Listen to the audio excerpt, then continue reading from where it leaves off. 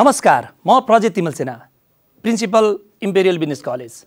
आजको राजनीतिमा युवाहरूको भूमिका कस्तो छ यो कुरोलाई हामी चर्चा गर्नुभन्दा पहिले केही प्रश्नहरू मनमा आइदिन्छन्।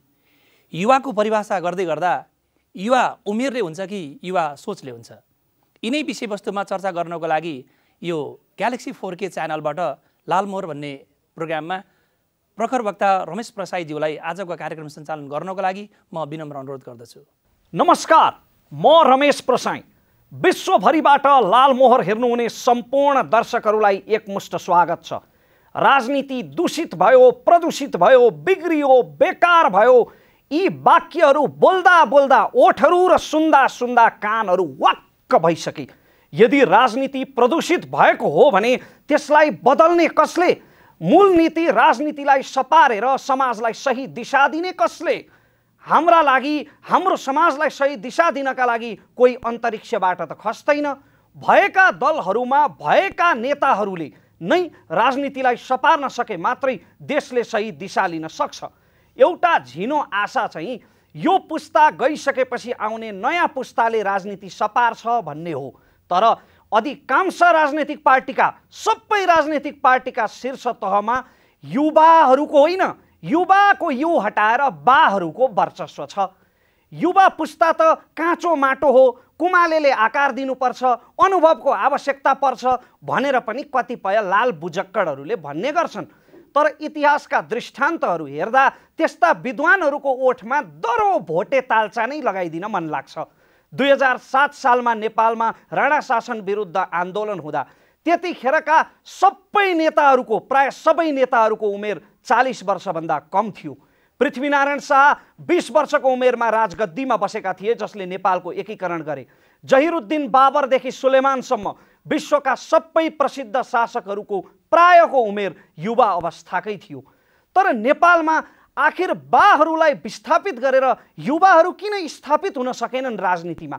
आजका नेताहरूको बारेमा जसले जस्तो टिप्पणी गरे पनि एक जमानामा आजका यी शीर्ष नेताहरूको लागि छातीमा गोली थाप्न लाखौं लाख जनता तयार थिए। आज पनि यिनीहरूको लोकप्रियता आफ्नो ठाउँमा छँदैछ। तर हाम्रो पुस्तामा लागेको आदर्शको, नेतृत्वको अनिकाल हेर्दा यस्तो लाग्छ कि कतै आजका यी शीर्षस्थ नेताहरूको शेषपछि हाम्रो पुस्तामा साँच्चीकै नेतृत्वको खडेरी लाग्ने त होइन। युवाहरू राजनीतिमा स्थापित नहुनुमा दोष कसको? राजनीतिमा स्थापित हुनका लागि युवा पुस्ताले गर्नुपर्ने के हो? यही विषयमा आज हुनेछ बहस र सुझाव सहित लाग्नेछ लालमोहर। कार्यक्रम पुरै हेर्ने प्रयास अवश्य गर्नुहोला।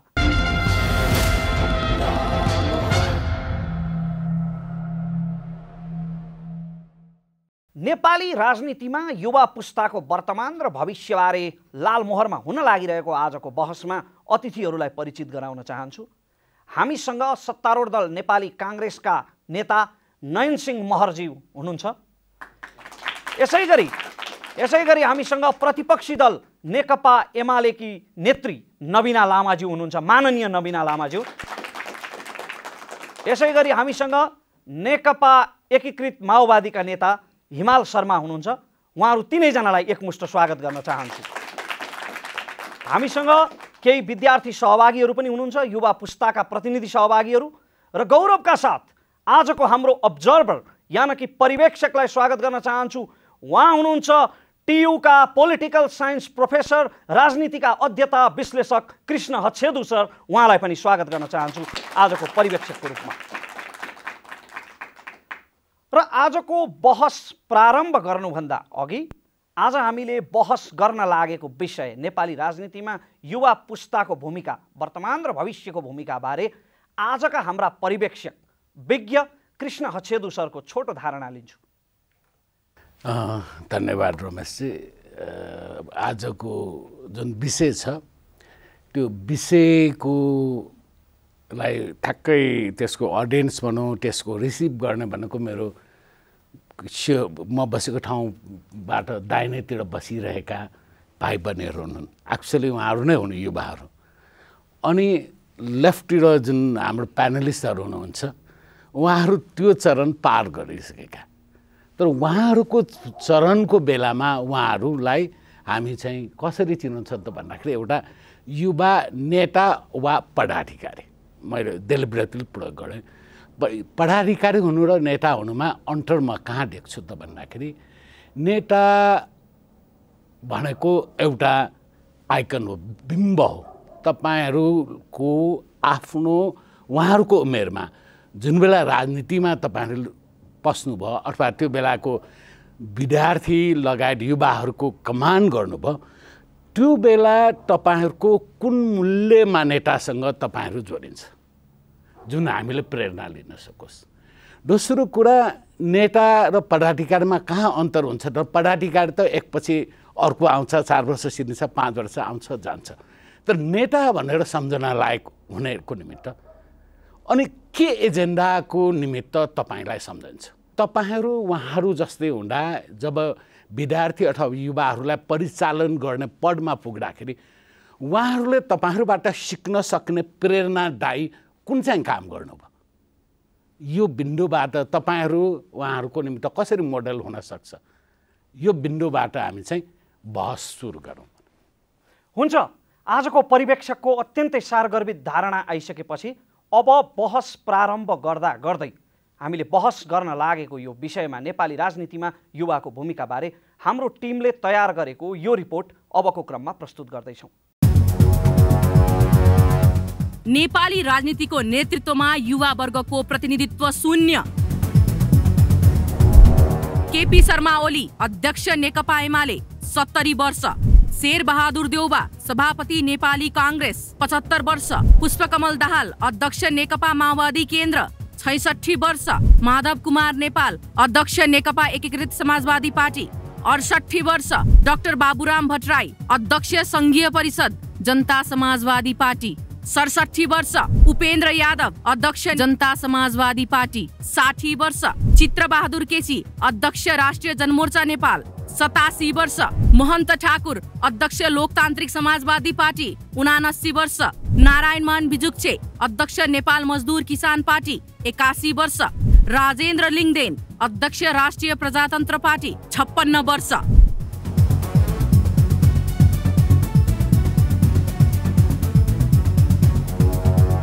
नेपालमा चलन चल्तीमा रहेका राजनीतिक दलहरूको नेतृत्व गर्नेहरूको औसत उमेर 70 वर्षको हाराहारीमा छ, जबकि जनसङ्ख्याको 40% युवा वर्ग रहेको मानिन्छ। राजनीतिक दलहरूको नेतृत्व गर्ने र घुमीफिरी कहिले एक त कहिले अर्को गरी सरकारको नेतृत्व गर्ने यी शीर्ष नेताहरूले उमेर समूहका हिसाबमा नेपालको जनसङ्ख्याको सरदर 5 देखि 6% रहेको 60 वर्षभन्दा बढी उमेर समूहलाई प्रतिनिधित्व गर्छन्।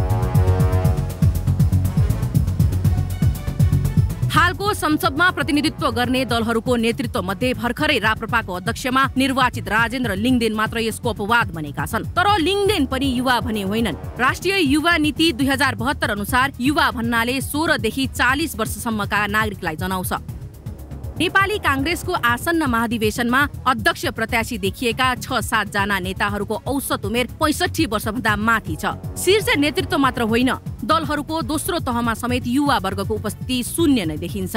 भर्खरै सम्पन्न नेकपा एमालेको महाधिवेशनबाट चुनिएका 19 पदाधिकारीको औसत उमेर 60 भन्दा माथि छ।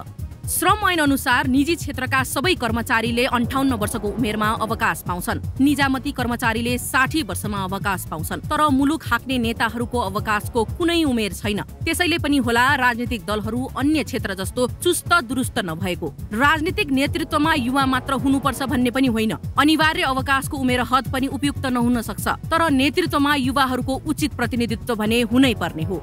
शेरबहादुर देउबा 45 वर्षको उमेरमा गृहमन्त्री बनेका थिए। 49 वर्षको उमेरमा प्रधानमन्त्री भए। त्यसै गरी केपी शर्मा ओली 54 वर्षको उमेरमा गृहमन्त्री भएका थिए। प्रचण्ड, चित्रबहादुर केसी, नारायणमान भिजुक्छेहरू दशकौंदेखि आफ्नो दलको नेतृत्वमा छन् र उनीहरू 50 भन्दा कमकै उमेरमा नेतृत्वमा पुगेका थिए। राजनीतिक दलहरूमा हालको नेतृत्वमा भएकाहरूले आफूले पाए जस्तो अवसर आज अरूलाई दिनुपर्छ। मैले पर्याप्त अवसर पाइसके भन्ने चेत या अब मैले नेतृत्वमा टाँसिरहनु हुँदैन भन्ने नैतिकता जबसम्म प्रदर्शन हुँदैन तबसम्म नेपालको राजनीतिमा युवा वर्गको उचित प्रतिनिधित्व हुने देखिँदैन।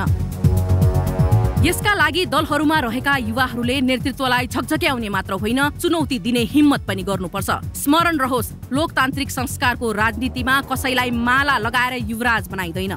आफ्नो लागि ठाउँ आफै बनाउन सक्नुपर्छ। तर आफ्नो राजनीतिक भविष्य सुरक्षित गर्न पार्टीका अग्रज पुस्ताको दासत्वबाट मुक्त हुन नसक्ने र आम नागरिकका आवश्यकतामा आधारित कुनै राजनीतिक दृष्टिकोण प्रस्तुत गर्न नसक्ने आजका युवा नेताहरूको अयोग्यता पनि राजनीतिक दलको नेतृत्वमा युवा वर्गको प्रतिनिधित्व शून्य हुनुको मुख्य कारण हो।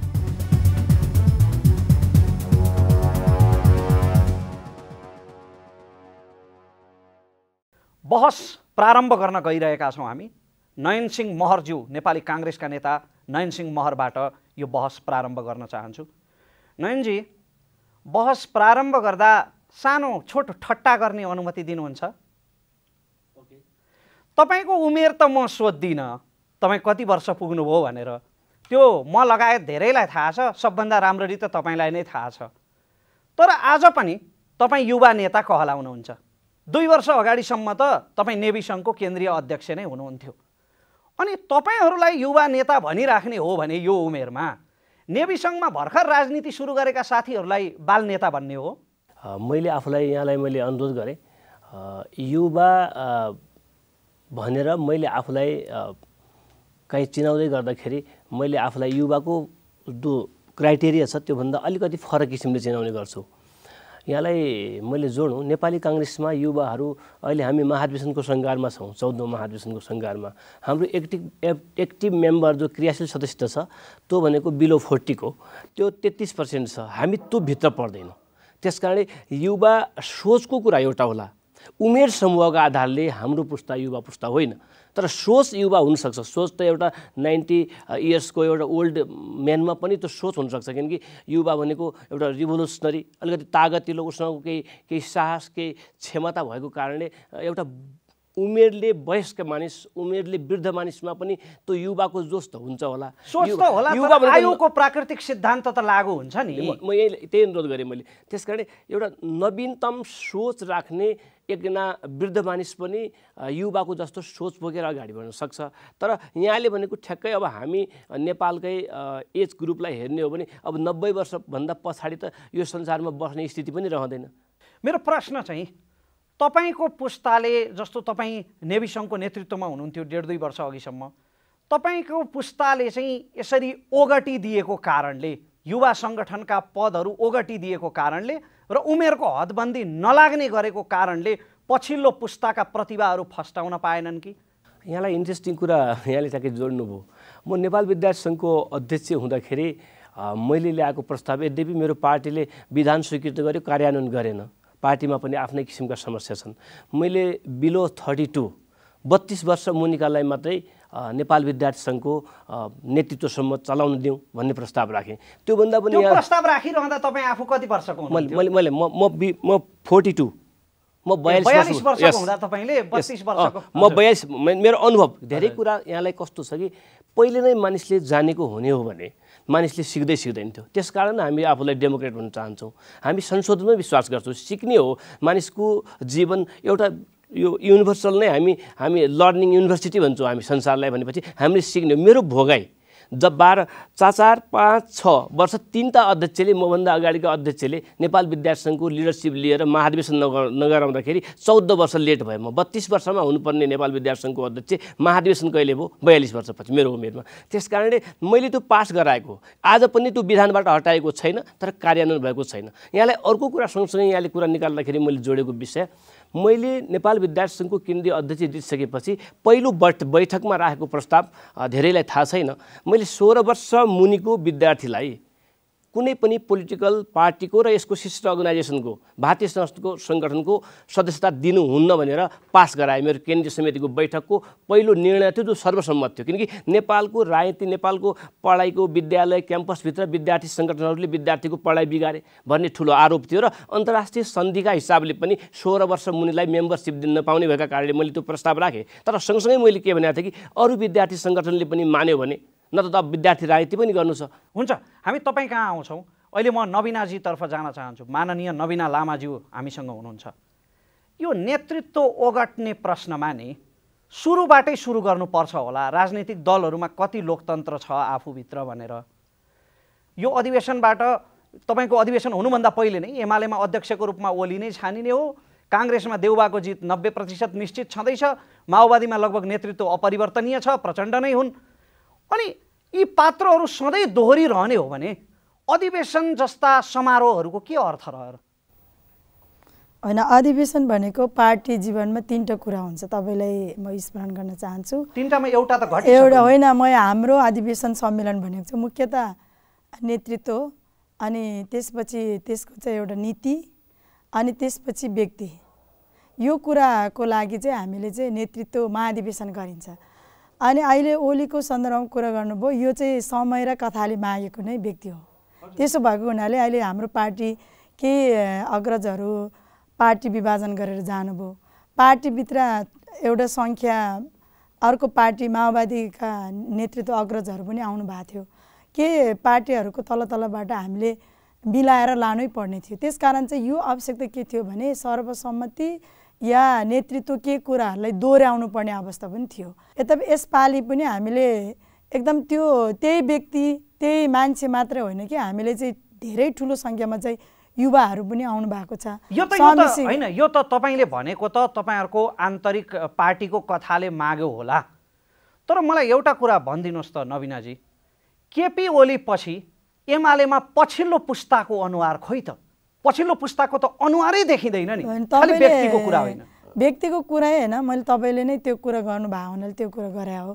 तर स्वाभाविक ढङ्गले महासचिव जस्तो गरिमामय पदमा त हाम्रो त अहिले त युवा नै आउनु भएको छ हिजोको तुलनामा है। तपाईँलाई हामीले भनेको युवाको पोखरेलज्यूलाई युवा भन्नुभएको, अनि तुलनात्मक ढङ्गले हामीले हिजोको परम्परासँग हामीले त चेन्ज हेर्ने हो नि त। एकैचोटि तपाईँले 18 वर्षको युवालाई चाहिँ अहिले एमालेको महासचिव बनाउन सक्छ त? यो कदापि सक्दैन, हामी पनि मान्दैनौँ। होइन, किन मान्न दिँदैनौँ भने राजनीति गर्ने मान्छे त कमसेकम पार्टी बुझ्नु पर्यो, विचार बुझ्नु पर्यो, मूलतः दर्शन बुझ्नु पर्यो, पार्टीका चाहिँ आन्दोलन बुझ्नु पर्यो, पार्टीका चाहिँ काममा लाग्नु पर्यो, सदस्यता लिनु पर्यो। त्यसो हुँदा त हाम्रो युरोप होइन हाम्रो देश अहिले नै। हामी चाहिँ त्यो ठाउँको चाहिँ हामी परिस्थिति त्यो वस्तुगत स्थितिमा आज हामी छैनौँ। त्यसकारण चाहिँ हामीले 18 वर्षको युवालाई देखाउनको लागि मात्रै भन्ने कुरा फरक होला। तर पनि हिजोको एउटा चाहिँ हुन त 40 वर्षको उमेरमा मदन भण्डारी पार्टी महासचिव चलाइसक्नुभयो, तर बिचको यो जुन हामीले 46 सालदेखि यो चाहिँ आजसम्मको स्थिति हेर्दाखेरि एउटा बुढा ज्येष्ठ बुढाबाहरू नै नेतृत्वमा आएको हुनाले त्यो र्याङ्कमा हेर्दाखेरि आजको महासचिव नेकपा एमालेको महासचिव हाम्रो अखिलको नेतृत्व गरेको एउटा चाहिँ हामीले सन्तुष्टि त नहोला, तर हामीले भन्ने प्रशस्त चाहिँ युवाहरूको नेतृत्व गर्नुभएको एउटा चाहिँ व्यक्तित्व आएको छ, त्यसले चाहिँ भन्न सकिन्छ। आजकै सिनारो हेर्नुहोस् न अरू पार्टीको। अब काङ्ग्रेसको तपाईँले अत्यन्तै सही उदाहरण ल्याउनुभयो। जबजका आविष्कारक मदन भण्डारी पार्टीको महासचिव सम्हाल्दाखेरि उहाँको उमेर 40 वर्ष थियो होइन? अनि अहिले तपाईँले 18 वर्षकोले कहाँ हुन्छ, हाम्रो विचार बुझ्नु परेन भन्नुभयो। तपाईँहरूको विचार बुझ्न चाहिँ 60 नै पुग्नु पर्ने हो सिद्धान्त बुझ्नलाई? होइन, 60 नै पुग्छ भन्ने छैन, तर त्यो पार्टीको निरन्तरता, त्यो पार्टीप्रतिको उसको आस्था, त्यो लोकतान्त्रिक चाहिँ आन्दोलन, त्यो विधि, त्यो पद्धतिसँग चाहिँ ऊ कमसेकम चाहिँ के अरे चाहिँ त्यसको बारेमा प्रष्ट चाहिँ हुनु पर्यो। तपाईँको यही प्रश्न लिएर, तपाईँलाई सोधेको यही प्रश्न लिएर म यति बेला हिमाल शर्मा कहाँ पुग्न चाहन्छु। माओवादीमा चाहिँ यो नेतृत्व चाहिँ अपरिवर्तनीय भन्ने तपाईँहरूको अलिखित संविधान नै हो? माओवादीमा त अपरिवर्तनीय भन्ने कुरा कुनै पनि लेखेको छैन। परिवर्तन कहाँ भयो त? परिवर्तन अधिवेशनमा आउँदाखेरि फेरि यसो त उही व्यक्ति दोहोरिने कुरा एउटा पद्धति होला, तर हाम्रो विधानमा त्यस्तो छैन। एउटा विषय। दोस्रो, नेतृत्व कस्तो हुनुपर्दछ त भन्ने चाहिँ कुराको जुन आएको छ, हो यस्तो नेतृत्व हुनुपर्छ। अहिलेको दुनियाँमा विकसित भएको जुन टेक्नोलोजी छ, जुन विज्ञानले आविष्कार गरेका जति पनि विषयहरू छन्, त्यसलाई चाहिँ नि आत्मसात गर्न सक्ने र अहिलेको आवश्यकतालाई चाहिँ ड्राइभ गर्न सक्ने, त्यो पार्टीमा मात्रै होइन मुलुकलाई नै त्यसलाई सही ढङ्गबाट ड्राइभ गर्ने सोच भएको चाहिँ नेतृत्व आवश्यक छ।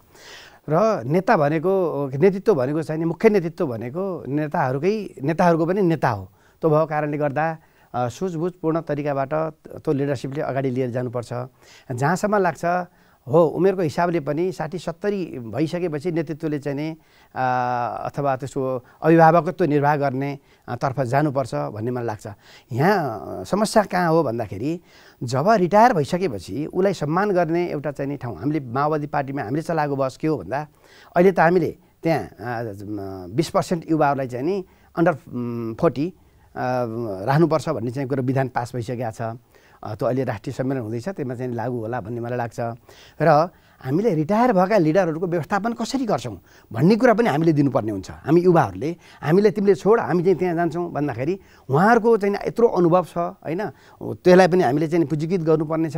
त्यो भएको कारणले गर्दाखेरि यो मल्टिपार्टी सिस्टम जहाँ हामी अहिले अवलम्बन गरेका छौँ, यहाँ जुनसुकै पार्टीभित्र पनि के हो भन्दाखेरि उहाँहरूको चाहिँ नि रिटायर भइसकेपछि उहाँहरूको अनुभवहरूलाई, उहाँहरूको चाहिँ गाइडेन्सहरूलाई, उहाँहरूको सुझावहरूलाई हामीले कसरी ग्रहण गर्छ त पार्टीले, मूलत त्यसमा अपनत्व कहाँ हुन्छ त भन्ने चाहिँ कुराको चाहिँ नि ठेगान नभएको कारणले गर्दाखेरि अहिले यो यसका त विभिन्न प्रावधानहरू छन् नि। जस्तै छिमेकी राष्ट्र भारतकै कति पार्टीमा संरक्षकको अवधारणा छ, सल्लाहकारको हाम्रा पनि त्यो हुनुपर्छ। जे पनि लागू गरेर व्यवस्थापन यस्तो विधानमा नै यस्तो व्यवस्था गर्नुपर्ने हुन्छ जो केन्द्रीय समिति भन्दा पनि अझै त्यसको चाहिँ नि अझ सम्मानजनक अथवा उहाँहरूका पनि कुरा सुनिने ठाउँमा उहाँहरू वैधानिक हिसाबले पनि उहाँहरूका कुराहरू लागू हुन् भन्ने हिसाबले सबै डे बाई डे गर्ने कुरा त केन्द्रीय कमिटी भइहाल्छ।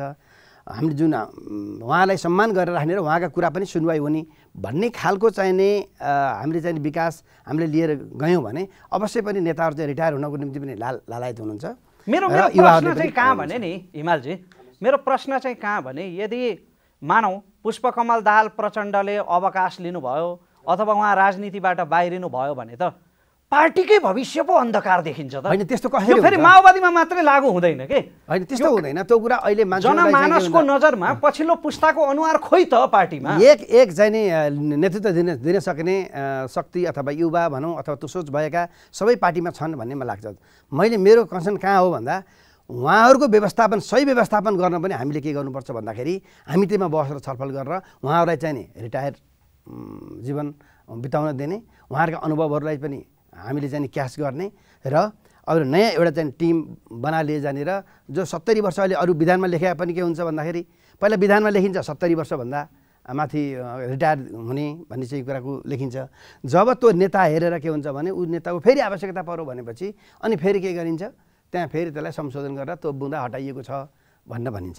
यो जुन समस्या व्यक्ति हेरेर निर्णय लिने जुन समस्या छ नि यति बेला नै म हिमालजीलाई एउटा पोइन्टमा त्यसो भए तपाईँले बुझेको राजनीति भनेको पेसा हो? होइन, राजनीति भनेको सेवा हो होइन। सेवा दिनको निम्ति के हो भने तपाईँको अनुभव छ नि, तपाईँ चाहिँ मेरो गुरु हुनुहुन्छ, तपाईँ चाहिँ नि रिटायर हुनुभयो 60 वर्षमा तपाईँ रिटायर हुनुहुन्छ, तपाईँका पनि केही ज्ञानहरू छन् ती पनि हामीले चाहिँ प्राप्त गरौँ, त्यसलाई पनि सम्पत्तिको रूपमा ग्रहण गर्ने त्यस्तो वातावरण। त्यो चरण पुगेपछि त पार्टीको मात्र सम्पत्ति होइन नि, देशकै सम्पत्तिको कुरा हो नि। कुनै एउटा रिसर्च देशले नै त्यस्तो खालको चाहिने एउटा चाहिँ पार्टीले व्यवस्थापन गर्न सक्यो भने पनि त्यो पनि धेरै राम्रो कुरा। हिमालजी म यहाँनिर नयनजी कहाँ आउनुभन्दा अगाडि तपाईँलाई एउटा प्रश्न के सोध्न चाहेँ भने अमेरिकाले डोनाल्ड ट्रम्प रिटायर भएपछि व्यवस्थापन गर्नु नपर्ने, बाराक ओबामा रिटायर भएपछि व्यवस्थापन गर्नु नपर्ने, एक समयमा आन्दोलनको बेला आवश्यकता थियो होला, तर अब त एक किसिमको राजनीतिक चाहिँ स्थिरता हामीले प्राप्त गरिसकेपछि, लोकतान्त्रिक अधिकार प्राप्त गरिसकेपछि अवकाश लिएपछि पनि व्यवस्थापनको ठेका लिइरहनु पर्ने पार्टीले? धन्यवाद दिए भइगयो नि उहाँ। पार्टीले मात्रै होइन, यो कुरा चाहिँ राज्यले व्यवस्थापन गर्नुपर्छ भन्ने छ हाम्रो त। त्यस्ता लिडरहरूलाई जो कन्ट्रिब्युसन गरे नि, मुलुकमा जति कन्ट्रिब्युसन गरे यहाँसम्म सबै कुरा त्यागेर उहाँ किन सबै कुरा त्यागेर राजनीतिमा होमिएका जो लिडरहरू हुनुहुन्छ अहिले उहाँहरूको निम्ति त राज्यले व्यवस्थापन गर्नुपर्छ भन्ने हो, अझ राज्यको सम्पत्ति बनाउनुपर्छ भन्ने हो। नयनजी, पार्टीले आन्दोलन गरिरहँदा बार भाँच्न युवाहरूको प्रयोग हुन्छ, पार्टीका लागि आन्दोलनमा गोली थाप्न, प्रहरीको लाठी थाप्न युवाहरूको प्रयोग हुन्छ। उहाँले अवकाश लिएका नेताहरूको यत्रो चिन्ता गर्नुभयो, युवाहरूको चिन्ता चाहिँ हाम्रा राजनीतिक पार्टीहरूले कतिको गरेका छन् आफ्नो युवा शक्तिको व्यवस्थापनमा? छातीमा हात राखेर भन्नुहोस् त। यहाँलाई रमेशजीलाई मैले योभन्दा अगाडिको नेपाली काङ्ग्रेस केन्द्रीय समितिको यदि बनोटको हिसाब किताब गर्ने हो भने मैले नेता भनेको यहाँले फर्स्ट म्यानलाई मात्रै बुझ्ने प्रयास गरेको जस्तो देखिरहेको छु। नेतृत्व भनेको देशभरका सबै महाधिवेशन प्रतिनिधिहरूले 3300 महाधिवेशन प्रतिनिधि थिए, तिनीहरूले चुनेको 84 सदस्यीय हाम्रो केन्द्रीय कमिटी थियो। वर्किङ 84 सदस्यमा 40 वर्ष मुनिका कति छ? म यहाँलाई भन्छु 40 वर्ष मुनिका सायद एकदम छैनन्। अनि म भन्दैछु त्यसकारण यहाँ फर्स्ट म्यानको मात्र कुरा होइन नि नयनजी। म निवेदन गर्दैछु, मैले यहाँ चलन चल्तीको युवा एउटा छ, मैले यहाँलाई भने नि त चलन चल्तीको युवा एउटा, उमेरको युवा एउटा यहाँलाई। तर मैले यहाँलाई त्यसमा रिमार्क्स गर्दाखेरि मैले जोड दिँदै गर्दाखेरि म के भन्न सक्छु कि यो 14औं महाधिवेशनका सन्दर्भमा यहाँले सुन्नुभयो, यहाँले हेर्नुभयो भने मैले 14वटा एजेन्डामा एउटा एजेन्डा मैले आफूले प्रस्तुत गरेको छु। एक व्यक्ति एक पद 2 पटक मात्र हरेक तहतमा। नेपाली काङ्ग्रेसको केन्द्रीय समितिको विधानमा जिल्ला सभापतिसम्मलाई त्यो लागू छ, अरूलाई छैन, सबै तहमा त्यो हुने। र रमेशजीलाई थप एक कदम अगाडि बढेर मैले के भन्न सक्छु कि तपाईँ पनि युवा हुनुहुन्छ, मभन्दा अलिकति कम उमेरकै हुनुहुन्छ।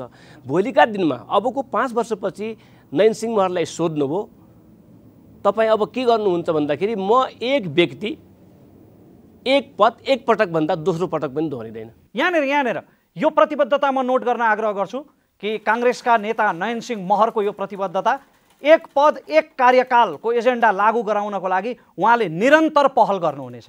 यसलाई हामी पछि युनिभर्सल चाहिँ होइन है। युनिभर्सली स्टेबल डेमोक्रेसीमा पनि 2 कार्यकाल यदि नहारेमा, हारेपछि त छोडेर नै जानुपर्छ। युनिभर्सल होइन, तपाईँ आफै आइडल हुनुभयो होला, तर तपाईँको आइडल यस्तो नहोस् कि युनिभर्सली एक्सेप्ट गर्न नसक्ने। यहाँनिर म फेरि पनि नवीनाजी कहाँ आउन चाहन्छु।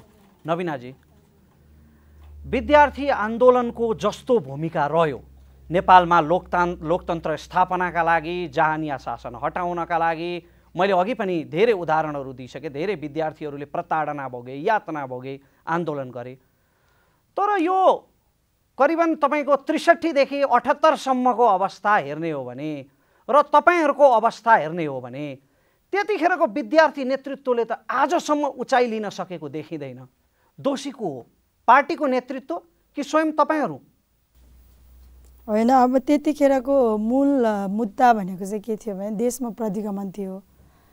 खास जाति, खास वर्ग, खास परिवारले चाहिँ शासन गरेको सत्तालाई ढाल्नको निम्ति हामी त्यतिखेर एउटा जनयुद्ध थियो, यति अर्को शान्तिपूर्ण थियो। त्यसकारण चाहिँ यो आन्दोलनले त्यो राज संस्थालाई सधैँको निम्ति चाहिँ जरा उखाल्नको निम्ति हामी ढाल्नुपर्ने थियो। हामी त्यसैमा लागे, युवाहरू अग्रमोर्चामा थिए भने त्यसपछि हामी चाहिँ अब हामीले सधैँ राजनीतिक एजेन्डा हाम्रो हो त विकास समृद्धि, अनि त्यसपछि हाम्रो त एउटा एजेन्डा त समृद्धिको होला, आर्थिक समृद्धिको होला। हामीले संविधान ल्यायो, संविधानलाई कानुन गर्ने, यिनी सबै कुरालाई संस्थागत रूपमा लाँदाखेरि स्वाभाविक ढङ्गले यहाँले भने जस्तो आन्दोलनमा रेलिङ भाँच्ने मात्रै युवाको काम हो र? त्यो त पटक्कै होइन। एउटा परिस्थितिको माग थियो। मैले भन्न खोजेको के थियो भने अब त्यो लोकतन्त्रलाई संस्था गर्ने ठाउँमा चाहिँ हामी लाग्यौँ, संविधान ल्यायौँ, संविधानलाई कानुन गऱ्यौँ। अब तपाईँको चाहिँ कति 20 वर्ष पछाडि चाहिँ स्थानीय तहको निर्वाचन भयो, त्यसपछि प्रादेशिक तहको निर्वाचन भयो। त्यो निर्वाचनमा हामी लाग्यौँ, हामीले युवाहरूको कुरा उठायौँ, हामीले महिलाको कुरा उठायौँ, हामीले दलितको कुरा उठायौँ। त्यसैको कारणले आज 33% सबै राज्यको हिजोको मुद्दाहरूलाई कार्यान्वयन गर्ने कुरामा हामी लाग्यौँ।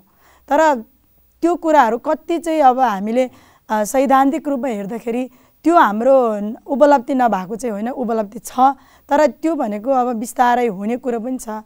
यद्यपि हामी कहाँनिर चाहिँ हामी सन्तुष्टि छैनौँ भने त्यो ढङ्गमा हामीले हाम्रो राजनीतिक पार्टीहरू परम्परागत चाहिँ हाम्रो संरचनाहरू छन्, परम्परागत सामन्तवादको अवशेष स्वरूप चाहिँ हाम्रो मनोविज्ञानहरू छन्, सोचहरू छन्।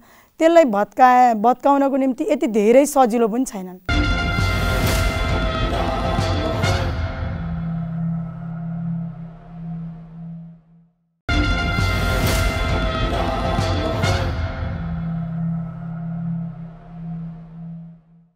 परम्परागत सामन्तवादको अवशेष स्वरूप चाहिँ हाम्रो मनोविज्ञानहरू छन्, सोचहरू छन्।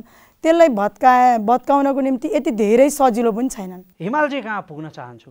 हिमालजी, आफ्नो उर्वर उमेर, आफ्नो उर्वर ऊर्जा क्रान्तिका लागि, आन्दोलनका लागि भनेर कैयौँले समर्पित गरे।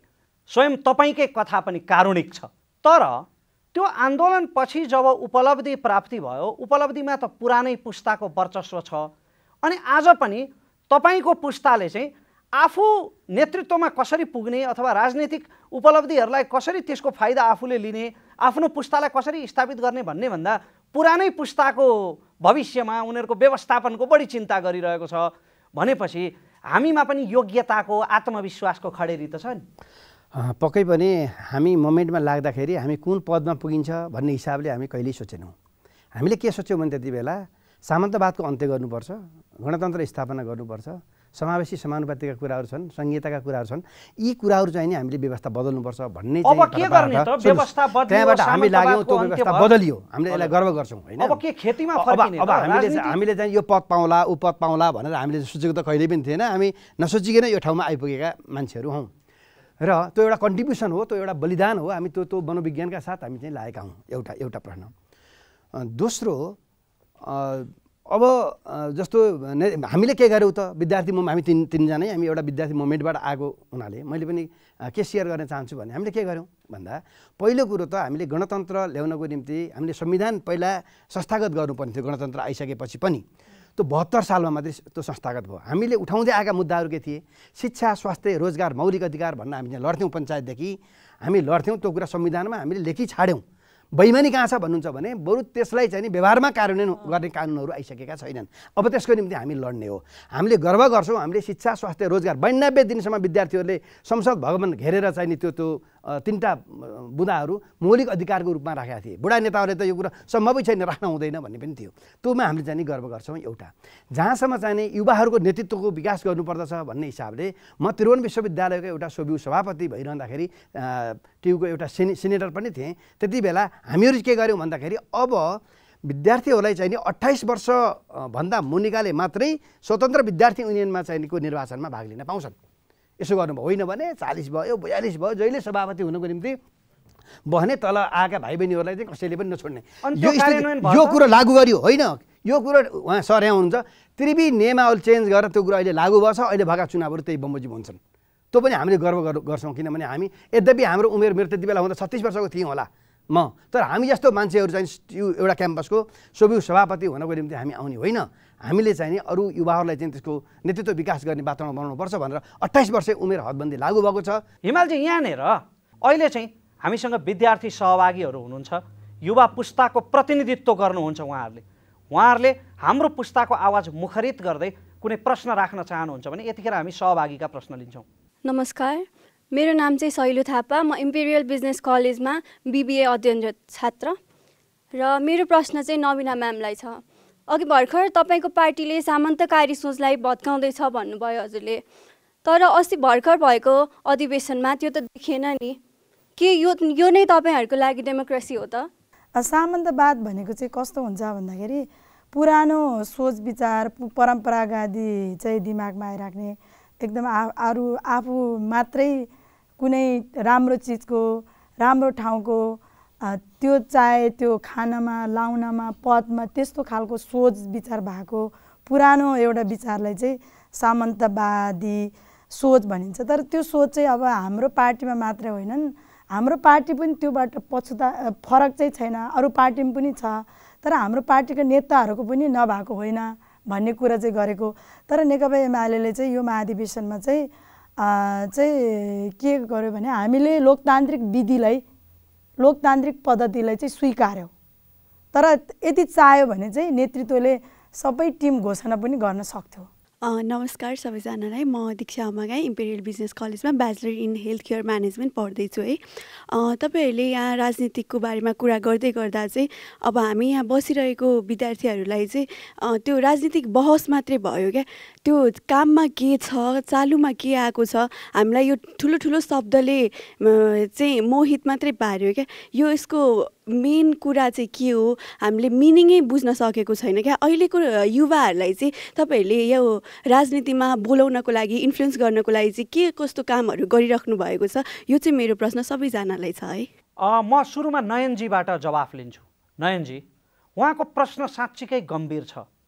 रेडियो नेपाल र आकाशवाणीको जमानामा गरिरहेको नेतृत्वले आजसम्म पनि नेतृत्व हाँकिरहेकै छ सबै पार्टीहरूको। यसले अहिलेको सोसल मिडियाको 21औं शताब्दीको नयाँ जमानाको यो पुस्ताको प्रतिनिधित्व कसरी गर्न सक्छ त? कसरी तपाईँहरू आश्वस्त पार्न सक्नुहुन्छ? भोट हाल्न कसरी बोलाउनुहुन्छ यो पुस्तालाई? एजेन्डा छन्, नीति छ, नेतृत्व छ। मैले फेरि अब यो महाधिवेशनकै कुरा आएको हुनाले मैले फेरि त्यसलाई पनि मेन एजेन्डामा राखेको छु।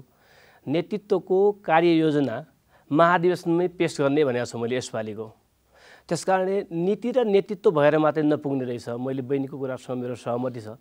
कुरा कार्यान्वयनको हो, कार्यान्वयनको चरणको लागि। यसका लागि मैले फेरि त्यसैमा तिनै एजेन्डामा मैले के भनेको छु कि निःशुल्क स्वास्थ्य र शिक्षा, गुणस्तरीय यातायात र सञ्चार जीवनका आधार भनिसकेपछि मानिसलाई अहिलेको दुनियाँलाई कस्तो चाहियो कि खाना मात्रै भएर भएन।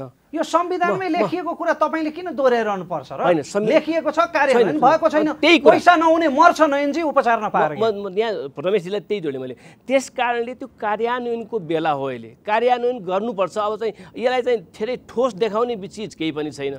यो जति हामीले लेख्यौँ, जति हामीले बोल्यौँ, जति तपाईँसँग हामी बोल्दैछौँ, यसको कार्यान्वयनको तहत समस्यामा परेका कारणले कार्यान्वयन गर्ने प्रमुख चुनौती हो। यो कार्यान्वयन गर्नका लागि हामी चाहिँ कम्तीमा मैले आफ्नो तर्फबाट योगदान दिनुपर्छ भन्ने कुरो हो। सर्वप्रथम त बहिनीलाई धेरै धन्यवाद, राम्रो प्रश्न राख्नु भएको छ। आज तपाईँलाई समस्या भनेको ल्यापटपको, मोबाइलको होइन, अनि घरमा टेलिफोनको, अनि त्यसपछि तपाईँले पढ्नलाई राम्रोसँग डेस्क बेन्चको, अरू स्कुलको जस्तै अनि लाउने, अनि त्यस्तो समस्या भने हिजो हाम्रो मुलुकको चाहिँ संरचना, तपाईँ गाउँमा जन्मनु त पक्कै होइन होला, हामी तीनजना चाहिँ एकदम विकट गाउँबाट जन्मेर आएको। हामीले चगडी बोकेर चाहिँ क्लासमा बस्थ्यौँ। हामीलाई बेन्चहरू थिएन कि 7 क्लासमा पुग्दाखेरि हामीले किताब बोक्न पाउँथ्यो, बेन्चमा बस्न पाउँथ्यो। हिमाल दाई पनि त्यस्तै होला, मैले चगडी बोकेर स्कुल पढेको। भनेपछि हाम्रो पार्टीहरू लोकतान्त्रिक सही लोकतान्त्रिक बाटोमा छ कि छैनन्, सही चाहिँ समाजको चाहिँ समाजका विविध पक्षहरू, वर्गीय पक्षलाई सम्बोधन गरेको छ कि छैनन्, समाजका विभिन्न खालका मान्छेहरू छन्, दलित छन्, जनजाति छन्, मधेसी छन्, महिला छन्, वर्ग छन्, गरिबी छन्। यिनी सबै कुराको निम्ति हामी आज हामीले भनेको संविधानमा भने पनि अघि उहाँले भने जस्तै त्यो कार्यान्वयन भएको छ कि छैन, तिनी मुद्दामा हामीले त्यो अधिकारहरू पाएको छैनन् भन्दाखेरि त्यो अझै पनि हाम्रो राज्य, हाम्रो पार्टीहरू सक्षम भएको छैनन्। हिमालजी, यो तपाईँहरूको पनि गुनासो छँदैछ। हामीले भनेका नीतिहरू कार्यान्वयन भएनन्, संविधानमा लेखिएर पनि व्यवहारमा उत्रेनन्। यो त मैले गर्ने गुनासो हो नि, एउटा बबुरो नागरिकले गर्ने गुनासो हो। तपाईँले पनि यही गुनासो दोहोऱ्याएपछि तपाईँ जेल नेल भोगेको, आन्दोलन गरेको, उत्सर्ग गरेको, पार्टीको एउटा जिम्मेवारीमा बसेको नेता र म बबुरो नागरिकमा के फरक भयो र? तपाईँ पनि पदाधिकारी त हुनुभएछ नि, नेता बन्न सक्नु भएन? पक्कै पनि यो कुरा के छ भने हामी आफ्नो आफ्नो तहमा, आफ्नो ठाउँमा हामी लडिरहेका छौँ। यो कुरा तपाईँको यस स्टुडियोलाई उपयोग गर्दै, सदुपयोग गर्दै यसलाई चाहिँ युवा साथीहरूलाई साँची राखेर हामीले यो कुरा चाहिँ नि हामीले भन्छौँ र यो दुनियाँलाई सुनाउन पनि चाहन्छौँ भन्ने हिसाबले हामीले यहाँ प्रस्तुत गऱ्यौँ। र हाम्रा देखिएका चाहिने विपरीतहरू के छन् त भन्ने चाहिँ कुरा पनि आफ्नो दलहरूभित्रका पनि कुराहरू पनि दलीय अवस्थाका व्यवस्थाका समस्याहरू के हुन् भन्ने कुरा पनि हामीले राख्यौँ यहाँ होइन। मैले के अनुरोध गर्न चाहन्छु भने यहाँ आम युवाहरूलाई, अहिलेका युवाहरूलाई पनि के चाहन्छु, मान्छेलाई के छ भने रोजगारी चाहिएको छ यहाँ होइन, रोजगारी चाहिएको छ, पोलिटिक्स चाहिएको छैन। निःशुल्क शिक्षा चाहिएको छ, पोलिटिक्स चाहिएको छैन। निःशुल्क स्वास्थ्य चाहिएको छ, पोलिटिक्स चाहिएको छैन भन्छ। यो कुरा चाहिँ यसरी सोचेर हुँदैन।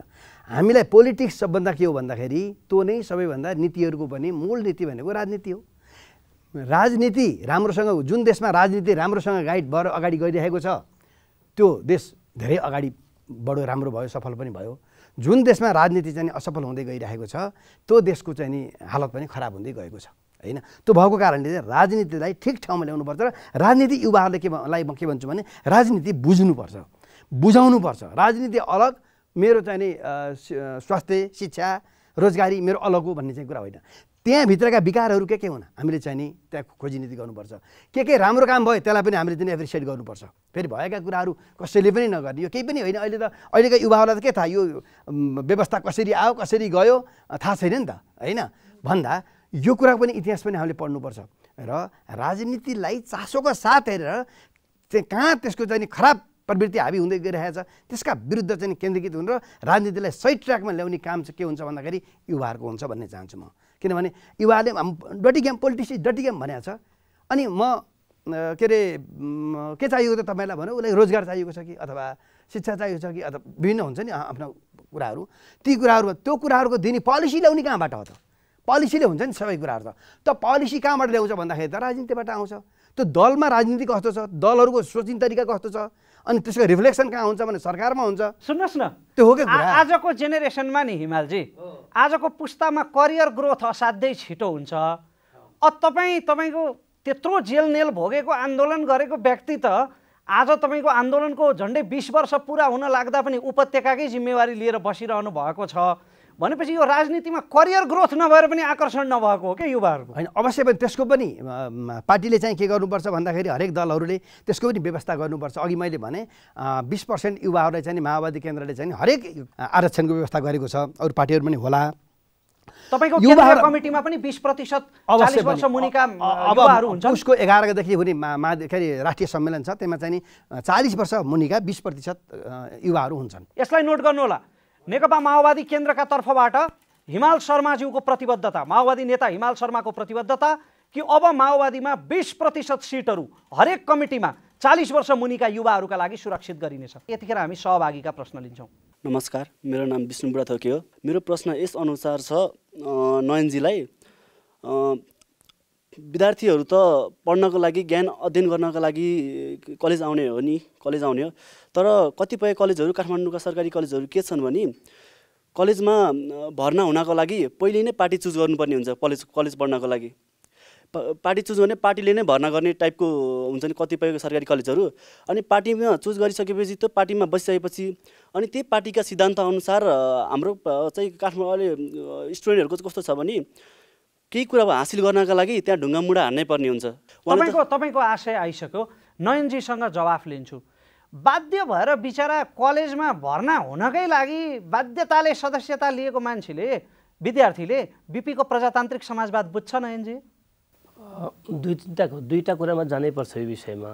एउटा कुरा राजनीतिका प्रति अगाडि हिमालजीले भन्नुभएको थियो, राजनीति मेन सुरु भएको हुनाले नीतिहरूको पनि मुख्य नीति नै राजनीति भएको कारणले बुढाथोकी भाइले लगाएको लुगाको मूल्य पनि राजनीतिले निर्धारण गर्छ। लेख्ने कलम र तपाईँले पढ्ने करिकुलमको निर्धारण पनि राजनीतिले गर्छ। राजनीतिका प्रति तपाईँ निरपेक्ष हुनुभयो भने त्यसले काम गर्दैन। होइन, राजनीति गर्ने नगर्ने कुरा तपाईँको चुजको कुरा हो, तर मेरो देश कसरी चलिरहेको छ, मेरो अर्थतन्त्र कहाँ छ, मेरो पोलिटिक्स के हो, म देशलाई गर्न के चाहन्छु, यो जानकारी लिनु एउटा कुरा। दोस्रो कुरा, अहिले हामीले धेरै फड्गो मारिसक्यौँ। कुनै बेला लोकमान सिंह कार्की राजाको हुकुम प्रवानगीबाट सरलाई थाहा होला उपसचिव भएका थिए अरे, पछि उनी मुख्य सचिव सम्पन्न भए, मतलब लोकसेवा आयोगै दिनु परेन। आज तपाईँले त्यो अवस्था खोज्नु हो भने छैन। हिजो संस्थानको जागिरी खानका लागि नेताहरूले भन्छन् भयो भने फटफट जागिरी लाग्थ्यो, आज सबै सिस्टममा चाहिँ त्यो छैन। त्यसकारण विद्यार्थीको पछिल्लो 10 वर्ष यताको ट्रेन यदि हेर्नुहुन्छ भने 10 वर्ष अगाडि यहाँहरूले भनेको कुरा सत्य हो। जति बेला हामी पनि क्याम्पसका विद्यार्थी थियौँ त्यति बेला सत्य हो, तर पछिल्लो पटक के हामीहरू लिडरसिपमा आइसकेपछि हामीले फेयर इन्ट्रान्स सिस्टम छ, हाम्रो प्राध्यापक सर यहीँ हुनुहुन्छ त्रिभुवन विश्वविद्यालयको, सेमिस्टर सिस्टम ल्याइसकेपछि हाम्रो इन्ट्रान्स सिस्टम छ, तपाईँको चाहिँ धेरै कुराहरू ट्रान्सप्यारेन्ट छन्। अहिले कसैले भन्छुनको आधारमा, कोडिङको आधारमा त कपी तपाईँको भर्नाका कपी जाँचिरहेछन् भनेपछि यो समस्या अब हेरिसक्यो। धेरै पहिलेको कुरा हो, अब अहिले समस्या छैन, तर केही काहीँ यत्र तत्र सानो तिनो केहीमा होला। तर बुढाथोकी भाइले भनेको जस्तै यो प्रब्लममा अहिलेको शिक्षा अब राम्रो गतिशील कसरी बनाउने, यसलाई राम्रो कसरी बनाउने, सेमिस्टर छ, सेमिस्टर राम्रो सुसञ्चालन भएको छैन, क्वालिटी छैन, त्यसलाई क्वालिटी कसरी बनाउने, त्यो कुरा ठिक छ। अब रमेशजीलाई मैले लास्टमा कुरा के भन्छु कि नेताका राजनीतिका प्रतिको मेरो अलिकति गुनासो, समाजका प्रति पनि हुनु नहुने हो, अलिकति के गुनासो छ कि नेतालाई, जनतालाई तपाईँ सोध्नुहोस् तेरो नेता कस्तो हुनुपर्छ भन्दाखेरि एकदम सिम्पल, कुर्ता सुरुवाल लगाउने, भर्सकसम्म हवाई चप्पल लाए ठिक, तराइछ भने साइकलमा हिँड्दाखेरि त्यसलाई सबभन्दा भोट दिन्छौँ, कानमा झोला भिरेको भए हुन्छ भन्छन्। अब टिकट दिएर कुनै पार्टीले त्यो नेतालाई पठायो भनेपछि जनताले धरोटी जबत गरिदिन्छन्। त्यति बेला कस्तोलाई भोट दिन्छन्?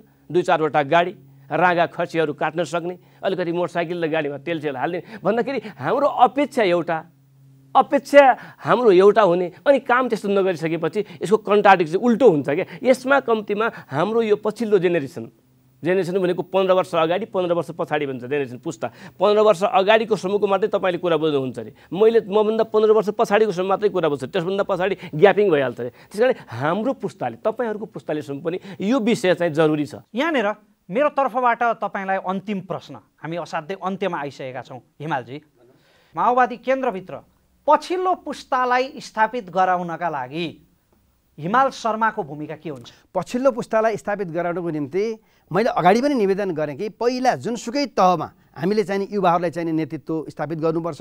कुनै अपर्च्युनिटी हुन्छ नि राज्यका निकायहरूमा जानको निम्ति जुन अपर्च्युनिटी हुन्छ त्यसलाई चाहिँ हामीले नेतृत्व गर्नको निम्ति पठाउनको निम्ति युवाहरूलाई त्यहाँ पठाएर एकचोटि हेर्नु पर्यो होइन। दलमा भित्र हाम्रो दबाब पनि त्यही छ, युवाहरूलाई नेतृत्व देऊ। दलको नेतृत्व एउटाले लिन्छ भने सरकारको नेतृत्व अर्काले लियोस् होइन। अब त्यहाँ चाहिँ के हुन्छ भन्दाखेरि अलिकति इनर्जेटिक एउटा चाहिँ पावर भएका युवाहरू चाहिँ त्यहाँ जानुभयो भने पक्कै पनि अहिलेको चाहिँ नि विकसित भएका जति पनि टेक्नोलोजीहरू हुन् त्यसलाई चाहिँ र मनोविज्ञानहरूलाई चाहिँ नि आत्मसात गरेर आफ्नो चाहिँ पोलिसीहरू निर्माण गर्दै अगाडि जान सक्छ र दुनियाँलाई एउटा चाहिँ नि चित्त बुझाउने बाटो बनाउन सक्छ। होइन कि पुराना दिमागहरूले मात्रै यो के हुँदैन भन्दा अहिलेको आवश्यकता पुरा गर्न सक्दैनन्। त्यसका लागि युवाहरूले पनि त त्यो राजनीतिक दासत्वबाट मुक्त हुनु पर्ला नि। नेताहरूले जे बोल्यो त्यति मात्रै बोल्ने, अवश्य पनि त्यही त हामीले यो कुरा त के हो भन्दा आफ्नो दलभित्र पहिला दललाई सुधार्नु पर्यो कि हामी चाहिँ दलको सोचलाई सुधार्नु पर्यो भनेर दलभित्र पनि यी छलफलहरू भइहाल्छन् यसमा होइन। हामी त्यसमा छलफल गरेकै छैनौँ, हामी असाध्यै चाहिँ जेमा हो भनेर ल्याप्चे गर्दै बसेका छौँ भन्ने चाहिँ कुरा त होइन। तर पनि के हो भन्दाखेरि चाहिँ यो युवाहरू चाहिँ सबै युवाहरू चाहिँ दलभित्र आउनुहोस्, तपाईँले इच्छा लागेको दलभित्र प्रवेश गर्नुहोस्, आउनुहोस् र हामी सबै सामूहिक भएर के गरौँ भन्दाखेरि आफूले नेतृत्व लिनको निम्ति हामी चाहिँ एकजुट भएर अगाडि जाउँ भन्नको निम्ति युवाहरूलाई पनि बारम्बार हामीले चाहिँ अपिल गरेको स्थिति यो र दलभित्र पनि लिडरसिपहरूलाई हामीले छलफलहरूमा पोलिसी बनाउँदा विधान बनाउँदाखेरि यी कुराहरूमा चाहिँ हामीले दबाब सिर्जना गरेका छौँ। केही न केही विकास अथवा केही न केही सुधार हुँदै गइरहेको पनि छ। नवीनाजी, पुराना नेताहरूप्रति उच्च सम्मान व्यक्त गर्दै तपाईँलाई मेरो अन्तिम प्रश्न, नेताहरू आजका शीर्षस्थ नेताहरूको आन्दोलनप्रति सम्मान व्यक्त गर्दै बाको पक्षमा आइरहेको आई लभ युलाई युवाको पक्षमा पनि ल्याउनका लागि नवीना लामाको भूमिका के हुन्छ आगामी दिनमा? मेरो भूमिका निकै हस्तक्षेपकारी र चुनौतीपूर्ण ढङ्गले नै म भूमिका निर्वाह गर्छु। आगामी महाधिवेशन अब 5 वर्ष पछाडि हुन्छ। त्यो महाधिवेशनमा अहिले हाम्रो मिनिमम पनि 1/3 के अरे युवाहरूलाई नेतृत्व पङ्क्ति केन्द्रीय सदस्यमा ल्याउनको निम्ति पहिला पोलिसीमा चाहिँ मेरो पूर्ण ढङ्गले त्यो भूमिका निर्वाह गर्छौँ। नयनजी, तपाईँलाई पनि यही प्रश्न। हुन त मैले बुझेसम्म तपाईँ देउबा गुटतिरै हुनुहुन्छ काङ्ग्रेसमा। 75 वर्षका शेरबहादुर देउबा लगायतका काङ्ग्रेसमा रहेका वृद्ध नेताहरूलाई सम्मानसहित आशीर्वाद दिने गरी विदा गरेर युवाहरूको हातमा नेतृत्व ल्याउन नयनसिंह महरको भूमिका के हुन्छ आगामी दिनमा? एक व्यक्ति पार्टीभित्र एक पद 2 पटक मात्रै भन्दाखेरि पनि कम्तीमा मान्छे चेन्ज भइरहेको छ र युवाहरूको स्वाभाविक प्रवेश चाहिँ पार्टी पोलिटिक्सभित्र हुन्छ। त्यसकारणले साथीहरूले भनेका जस्तै यो त पार्टीभित्रको मात्रै कुरा हो। राज्यका हरेक तहतमा सक्षम युवाहरू, अलिकति रमेशजी सोच्नुपर्ने विषय के छ कि युवाहरूलाई सँगसँगै हामीले चाहिँ सक्षम पनि बनाउनु पर्ने छ। जिम्मेवारी दिइसकेपछि उसले राम्रोसँग त्यो जिम्मेवारी वहन गर्न सक्ने किसिमको क्वालिटेबल युथको प्रोडक्सन पनि हाम्रो जिम्मेवारी हो। त्यसमा पनि हामी हिजो नेपाल विद्यार्थी सङ्घ काङ्ग्रेसभित्र छैनन् क्वालिटेबल युथ? म भन्दैछु त्यो अझ थप, यतिले मात्रै पुगेन, अझ थप बनाउनुपर्छ। र साहसको सबभन्दा जहाँ समस्या छ, कन्फिडेन्सको समस्या जहाँ छ, रिभोल्ट गर्ने जुन युवा त छन् तर रिभोल्ट भइरहेछ नि, तपाईँले देख्नु भएको छ नि त होइन। त्यो रिभोल्ट गर्ने एउटा ताजगी भएको युवा, त्यो मानसिकता त्यो पनि तयार गर्नका लागि हाम्रो योगदान रहन्छ। काङ्ग्रेस पार्टी मात्र तपाईँ हामी सबैको योगदान रहनुपर्छ, एउटाको योगदानले मात्रै हुँदैन। हुन्छ, अब हामी बहस टुङ्ग्याउने चरणतिर प्रवेश गर्न गइरहेका छौँ। आजको यो बहस खालि समय बिताउनका लागि गरिएको बहस नहोस्, यो बहस गर्नेहरू र सुन्नेहरू सबैका लागि फलदायी होस् भन्ने कामना गर्दै बहस टुङ्ग्याउनुभन्दा अघि म 2वटा बुँदाहरू नोट गर्न आग्रह गर्छु। यी बुँदाहरू असाध्यै महत्त्वपूर्ण छन् कि पार्टीभित्रका विद्यार्थी सङ्गठनहरू र युवा सङ्गठनहरू शीर्ष नेतृत्वको दासत्वबाट मुक्त हुनुपर्छ। तिनले आफ्ना एजेन्डाहरू स्थापित गर्न सक्नुपर्छ। र अर्को एउटा बुँदा चाहिँ कुनै पनि पार्टीमा नेतृत्वले एउटा अवधि पुरा गरिसकेपछि स्वतः सन्यास लिने, बिदा लिने स्वविवेकको पनि विकास हुनुपर्छ र युवाहरूमा पनि क्षमता अभिवृद्धि हुन जरुरी छ नेतृत्वमा पुग्नका लागि, स्थापित हुनका लागि। यी बुँदाहरू नोट गर्न आग्रह गर्दै बहस टुङ्ग्याउने चरणमा छौँ हामी। अब आजका पर्यवेक्षक यानि कि अब्जर्भर, राजनीति शास्त्रका विज्ञ प्रोफेसर डाक्टर कृष्ण हच्छेदुले आफ्नो संक्षिप्त धारणा राख्नुहुनेछ आज बहस गरिएको विषयका विषयमा। त्यसपछि उहाँले आजका निष्कर्षहरू पढेर सहभागी अतिथिहरूको हस्ताक्षर लिएर लालमोहर लगाउनुहुनेछ। फाइन। अरू जस्तै हाम्रा अधिकांश बहसहरू हाम्रो चाहिँ अमूर्त रूपमै सुरु हुन्छ, अमूर्त रूपमै सिद्धिन्छ। मैले आफ्नो प्रस्तुतिमा मोडेल भन्छ नि, राष्ट्रले कपी गर्ने मोडेल भनेर भन्छ नि, त्यो तपाईँहरूबाको यो प्रस्तुतिमा एउटा कुरामा कमिटमेन्ट मेरो यो छ, यो मेरो एजेन्डा हो भनेर म तपाईँलाई प्यारलल स्टोरिज रहन्छ। नेपालमा मात्र होइन, जापानमा पनि प्रधानमन्त्री बराबर फेरिरहन्छ, इटलीमा पनि बराबर फेरिरहन्छ। तर त्यहाँ आफ्नै प्रकारको छ। हामी कहाँ किन भएन भन्दाखेरि दलीयकरण होइन। अहिले तपाईँहरू क्वालिटीको कुरा भन्छ, तपाईँहरूले नेपालमा गभर्नेन्सको निमित्त म दलीयकरणको मुद्दाको खिलाफमा म उभिन्छु भनेर भन्नुभयो कसैले? ओके। नम्बर 2, दोस्रो, एभ्रिबडी फिल नेपालको भ्रष्टाचारको तलदेखि माथिसम्म जताततै भ्रष्टाचार। तपाईँहरूमध्ये दोस्रो, म मेरो पार्टीमा केसीको रिइन्कार्नेसन भएर उभिन्छु, पब्लिकमा आउँछु। अनि तपाईँहरूलाई तपाईँहरूले अहिले बोलेका कुरा लिएर उहाँले तपाईँहरूलाई कसरी फलो गर्ने, कि तपाईँबाट के सिक्ने? तेस्रो, तपाईँहरू युनिभर्सिटीमा म आफै जिम्मेवार छु। तपाईँहरू विद्यार्थीहरू यति धेरै रिस्पोन्सिबल छ बिगार्न। हामी प्राध्यापक र छँदैछ। जुन युनिभर्सिटीमा स्थायी सङ्ख्या धेरै हुन्छ त्यो युनिभर्सिटी बन्दैन। कुनै पनि पब्लिक इन्स्टिट्युसन चाहिँ स्थायी सङ्ख्या धेरै बढ्दैन। अहिले तपाईँलाई सुनिराख्नु भयो होला, 1400 करारका टिचरलाई स्थायी गर्ने भनेर। एउटा इन्ट्री फाइनबाट युनिभर्सिटीका म अरू थाहा छैन, म पढेको त्रिभुवन युनिभर्सिटी धेरै करेक्सन गर्न सकिन्छ। मेरा बच्चाहरू जहाँ पढेर आएका छन् उनीहरूले पढेको ठाउँमा के हो त भन्दाखेरि यदि त्यो स्टुडेन्टको ब्याचले 60%ले कुनै टिचरले पढाएको चित्त बुझेन भनेर भन्दाखेरि student have veto power to change the teacher. यहाँ कहीँ तपाईँहरू आफू पनि विद्यार्थी भएर आउनुभयो, अथवा म भने कहीँ कतै स्टुडेन्टलाई एजुकेसनमुखी बनाउने त एउटा इन्टरभेन्सनले पनि पुग्थ्यो नि त। यो पाटो भयो, तपाईँले जसरी एडिट गर्नुहोस्। दोस्रो, मलाई अहिले के हो त भन्दाखेरि सिम्पली एउटा अङ्ग्रेजी शब्दले प्रपरली कम्युनिकेट गर्छ, जुन युवा र राजनीति अथवा युवामा नेतृत्व भनेको इलिट क्याप्चर भन्छ कि। अहिले हाम्रो त्यो सबै पोलिटिकल पार्टिजमा इलिट क्याप्चर हो। इलिट क्याप्चरबाट मुक्त हुनु भनेको इलिट सर्कुलेसन भन्छ। इलिट सर्कुलेसनको मेकानिजमहरू छ। यो 20% रिजर्भेसन, यो 33% महिला रिजर्भेसन, दलित जनजातिहरूको इम्प्लिमेन्टेड यति डाइल्युटेड फर्ममा भयो, सबै कोअप्सन भयो, क्या एकोमोडेसन भएन। फर्मुला छ, तपाईँहरू सिधै भन्नु सक्नुहुन्छ।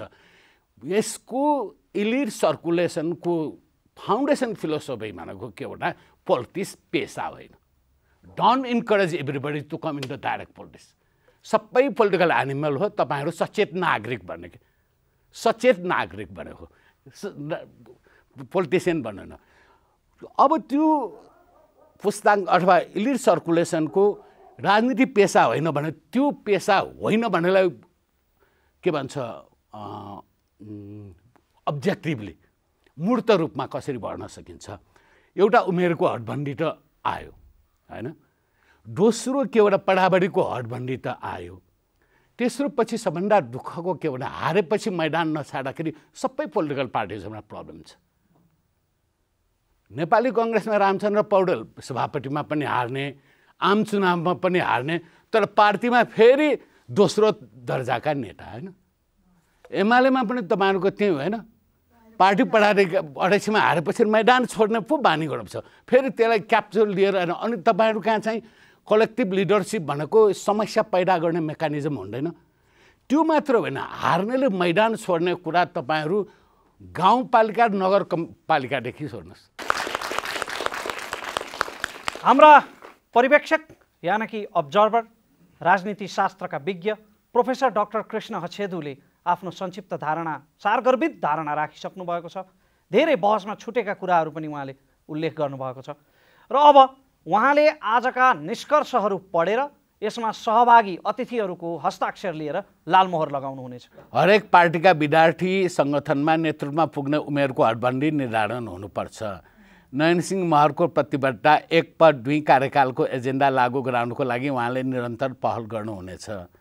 राजनीतिक पार्टी पनि सामन्तवाददेखि अछुत्त छैन। नेता हिमाल समालको प्रतिद्वन्द्विता अब माओवादीमा 20% सिटहरू हरेक कमिटीमा 40 वर्ष मुनिका युवाहरूको लागि सुरक्षित गरिनेछ।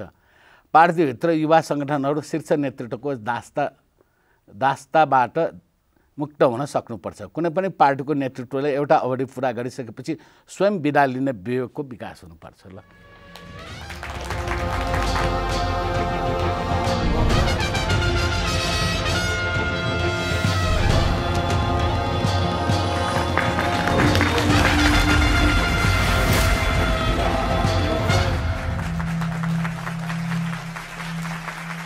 आजका पर्यवेक्षक प्रोफेसर डाक्टर कृष्ण हच्छेदु राजनीतिशास्त्रका जो विज्ञ हुनुहुन्छ, विद्वान हुनुहुन्छ, उहाँले आजका निष्कर्षहरूमा लालमोहर लगाउनु भए सँगसँगै कार्यक्रम लालमोहरको आजको श्रृङ्खला यहीँ सकिन्छ।